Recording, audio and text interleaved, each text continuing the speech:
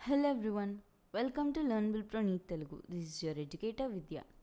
ఈ వీడియోలో మనం ప్లాంట్ కింగ్డమ్ క్లాసిఫికేషన్ గురించి నేర్చుకుందాం. సో ప్లాంట్ కింగ్డమ్ క్లాసిఫికేషన్ గురించి చూస్తే ఈ ప్లాంట్ కింగ్డమ్ అనేది ఇప్పటిదాకా ఓవర్ ద టైం చాలా చేంజెస్ అనేవి జరిగాయి. ప్లాంట్ కింగ్డమ్లో అంటే చాలా ఆర్గానిజమ్స్ని ఇందులో ప్లేస్ చేశారు, మళ్ళీ వాటి నుంచి తీసేసి వేరే దాంట్లో ప్లేస్ చేశారు. ఇలాగా చాలా చేంజెస్ అనేవి జరుగుతూ వచ్చాయన్నమాట. ఇదివరకు ప్లాంట్ కింగ్డమ్లో ఫంగై, మొనీరా అండ్ ప్రొటిస్టా వీటిని కూడా ఈ ప్లాంట్ కింగ్డమ్లోనే పెట్టేవారనమాట. ఎందుకు అంటే వాటిలో ఉన్న సెల్ వాల్ స్ట్రక్చర్ ఇంకా కొన్ని బేస్ చేసుకుని పెట్టారు. అయితే తర్వాత ఈ సెల్ వాల్లో ఉన్న డిఫరెన్సెస్ చూసుకుని వాటి కాంపోజిషన్స్ కానీ ఇంకా అదర్ క్యారెక్టర్స్ని కన్సిడర్ చేసుకుని వీటిని ఈ ప్లాంట్ కింగ్డమ్ నుంచి రిమూవ్ చేసి సెపరేట్ కింగ్డమ్స్ కింద ఇంట్రడ్యూస్ చేశారనమాట. అయితే స్టార్టింగ్లో సైనోబాక్టీరియాని కూడా ప్లాంట్ కింగ్డమ్లో పెట్టారు. సో సైనోబాక్టీరియాని మనం ఏమంటాము అంటే బ్లూ గ్రీన్ ఆల్గే అని కూడా పిలుస్తారు. సో ఇది ఆల్గే కాబట్టి ఫోటోసింథసిస్ చేస్తుంది అండ్ సెల్ వాల్ ఉంది. సో అందుకని ఇది ఆల్గే అనుకుని ప్లాంట్ కింగ్డమ్లో ప్లేస్ చేశారు ఇదివరకు. అయితే తర్వాత అది బ్యాక్టీరియా, యూనిసెల్యులర్ ఆర్గానిజం, ప్రోకారియోట్ ఇలాగా కొన్ని క్యారెక్టర్స్ అంతా కన్సిడర్ చేసుకుని ఇది ఆల్గే కాదు అని చెప్పి వీటిని తీసుకెళ్ళి మొనీరా కింగ్డమ్లో ప్లేస్ చేశారనమాట, ప్లాంట్ కింగ్డమ్ నుంచి తీసేసి. అయితే ఈ చాప్టర్లో మనం ఏంటంటే ప్లాంట్ కింగ్డమ్లో ఏమేమి చదువుతామంటే algae, bryophytes, pteridophytes, gymnosperms and angiosperms ఈ 5 గ్రూప్స్ గురించి ఈ ప్లాంట్ కింగ్డమ్లో చదువుతాం అన్నమాట. ఈ 5 గ్రూప్స్ ఉంటాయి. అయితే క్లాసిఫికేషన్స్ అనేవి మొత్తం 3 క్లాసిఫికేషన్స్ చేశారు ప్లాంట్ కింగ్డమ్ని. ఎలాగా అంటే డిఫరెంట్ క్యారెక్టర్స్ని బేస్ చేసుకుని 3 క్లాసిఫికేషన్స్ చేశారనమాట. సో ఫస్ట్ది ఏంటంటే ఆర్టిఫిషియల్ క్లాసిఫికేషన్. సో ఆర్టిఫిషియల్ క్లాసిఫికేషన్ని లిన్నియస్ అనే సైంటిస్ట్ చేశారు. అయితే ఈ ఆర్టిఫిషియల్ క్లాసిఫికేషన్ ఎలా జరిగింది అంటే పైకి కనిపించే మార్ఫలాజికల్ క్యారెక్టర్స్ అంటే పైకి కనిపించే క్యారెక్టర్స్ని బేస్ చేసుకుని ఆర్గానిజమ్స్ని ప్లాంట్ కింగ్డమ్లో ప్లేస్ చేశారనమాట.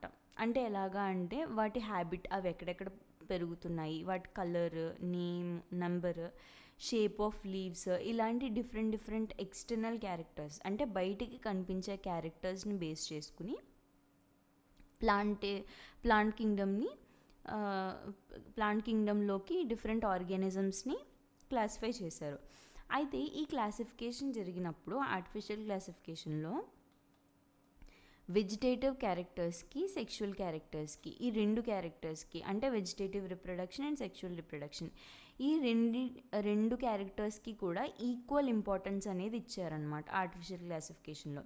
కానీ అది రాంగ్, అలా ఇవ్వకూడదు. ఎందుకు అంటే వెజిటేటివ్ క్యారెక్టర్స్ అనేవి బయట ఉన్న ఎన్వైర్న్మెంట్ని బట్టి మారిపోతూ ఉంటాయి, బట్ సెక్షువల్ క్యారెక్టర్స్ అనేవి మారవు, అలానే ఉంటాయి. కాబట్టి ఈ రెండిటికి సేమ్ ఇంపార్టెన్స్ ఇవ్వడం అనేది తప్పు. కాబట్టి ఈ ఆర్టిఫిషియల్ క్లాసిఫికేషన్ అనేది ఎవరు అప్రూవ్ చేయలేదన్నమాట. సో ఇది ఆర్టిఫిషియల్ క్లాసిఫికేషన్.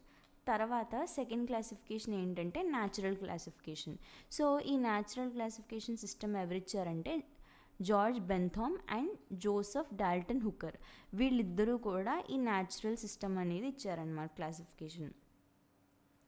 ఈ క్లాసిఫికేషన్ ఎలా చేశారు అంటే ప్లాంట్స్లో ఉన్న ఎక్స్టర్నల్ క్యారెక్టర్స్తో పాటుగా ఇంటర్నల్ క్యారెక్టర్స్ని కూడా కన్సిడర్ చేశారు క్లాసిఫై చేసినప్పుడు. సో ఇంటర్నల్ క్యారెక్టర్స్ అంటే ఏంటి, వాటిలో ఉన్న ultra structure and anatomy. So వాటిలో ఉన్న స్ట్రక్చర్ అంటే ప్లాంట్లో ఉన్న సెల్ లోపల కాంపోనెంట్స్, న్యూక్లియస్ కానీ సెల్ వాల్ కానీ అలాగా లోపల ఉన్న స్ట్రక్చరు, దాని నిర్మాణం, ఎనాటమీ ఎలా ఉంది, ఇలాగా డిఫరెంట్ ఇంటర్నల్ క్యారెక్టర్స్ కన్సిడర్ చేశారు. అండ్ ఆల్సో ఫైటోకెమిస్ట్రీ అంటే ఏంటి, డిఫరెంట్ స్పీషీస్ ఆర్ ఆర్గానిజమ్స్ అనేవి కెమికల్స్ రిలీజ్ చేస్తాయి. అంటే ఇప్పుడు ఫైటోకెమిస్ట్రీ అంటే ప్లాంట్స్ మనకి మెటబాలిజం జరిగినప్పుడు చాలా కెమికల్స్ని రిలీజ్ చేస్తూ ఉంటాయి, లైక్ టాక్సిన్స్ కానీ హార్మోన్స్ కానీ అలా డిఫరెంట్ కెమికల్స్ అనేవి రిలీజ్ చేస్తూ ఉంటాయి. సో ఆ రిలీజ్ ఆఫ్ కెమికల్స్ ఎలాంటి కెమికల్స్ని రిలీజ్ చేస్తున్నాయి అన్నదాన్ని బట్టి మనకి క్లాసిఫికేషన్ అనేది చేశారనమాట. దాన్ని ఫైటోకెమిస్ట్రీ అంటారు. అండ్ ఎంబ్రియోలాజికల్ డెవలప్మెంట్ అంటే ఏంటి, దానిలో రిప్రొడక్షన్ ఎలా ఉంది, డెవలప్మెంట్ ప్యాటర్న్స్ ఎలా ఉన్నాయి, సో ఎలాగ డివైడ్ అవుతున్నాయి, ఇలాంటి క్రైటీరియా అంతా తీసుకుని న్యాచురల్ సిస్టమ్ అనేది క్లాసిఫికేషన్ చేశారనమాట న్యాచురల్ వేలో. ఇది సెకండ్ సిస్టమ్. థర్డ్ ఏంటంటే ఫైలోజెనెటిక్ క్లాసిఫికేషన్ సిస్టమ్. ఇది కొంచెం వైడ్లీ యాక్సెప్టెడ్ అనమాట, అందరూ యాక్సెప్ట్ చేసిన సిస్టమ్ అనమాట క్లాసిఫికేషన్లో. సో దీనిలో ఏంటంటే ఈ టైప్ ఆఫ్ క్లాసిఫికేషన్లో ఆర్గానిజమ్స్ అంటే ప్లాంట్ కింగ్డమ్లో క్లాసిఫికేషన్ అనేది వాటి ఎవల్యూషనరీ రిలేషన్షిప్స్ని బేస్ చేసుకుని, ఆర్గానిజమ్స్కి మధ్యలో ఉన్న ఎవల్యూషనరీ రిలేషన్షిప్స్ని బేస్ చేసుకుని క్లాసిఫికేషన్ అనేది చేశారనమాట. సో ఎవల్యూషనరీ రిలేషన్షిప్స్ అంటే రెండు ఆర్గానిజమ్స్కి వాటి ఎవల్యూషన్లో అవి ఎదుగుతూ ఎవల్యూషన్ అవుతున్నప్పుడు వాటి మధ్యలో ఉన్న సిమిలారిటీస్ అండ్ డిసిమిలారిటీస్ మధ్యలో, అంటే వాటిలో ఉన్న రిలేషన్ని బట్టి ఈ ఆర్గానిజమ్స్ని డిఫరెంట్ క్లాసెస్లో పెట్టారనమాట, క్లాసిఫికేషన్ చేశారు. అంటే ఫాజిల్స్ని బేస్ చేసుకుని, వాటి నుంచి వచ్చే ఫాజిల్స్ని బేస్ చేసుకుని డిఫరెంట్ ఆర్గానిజమ్స్ని వాటి ఎవల్యూషనరీ రిలేషన్షిప్స్ని బట్టి క్లాసిఫై చేస్తే దాన్ని ఫైలోజెనెటిక్ క్లాసిఫికేషన్ సిస్టమ్ అంటారు. సో దీనిలో ఏంటంటే కామన్ యాన్సిస్టర్ ఉన్న ఆర్గానిజమ్స్ని, అంటే ఇప్పుడు రెండు ఆర్గానిజమ్స్కి కామన్ యాన్సిస్టర్, సేమ్ పూర్వీకులు అంటే సేమ్ యాన్సిస్టర్ ఉంటే అలాంటి ఆర్గానిజమ్స్ని తీసుకెళ్ళి సేమ్ ట్యాగ్జాలో పెట్టారనమాట. దాన్ని ఎవల్యూషనరీ రిలేషన్షిప్స్ అంటారు. ఇది ఫాజిల్ ఎవిడెన్సెస్ని బేస్ చేసుకుని ఈ క్లాసిఫికేషన్ అనేది చేస్తారు. అయితే ఒకవేళ ఫాజిల్ ఎవిడెన్సెస్ అనేవి లేవు, ఫాజిల్స్ లేకపోతే అప్పుడు అదర్ క్యారెక్టర్స్ని కూడా కన్సిడర్ చేస్తారనమాట.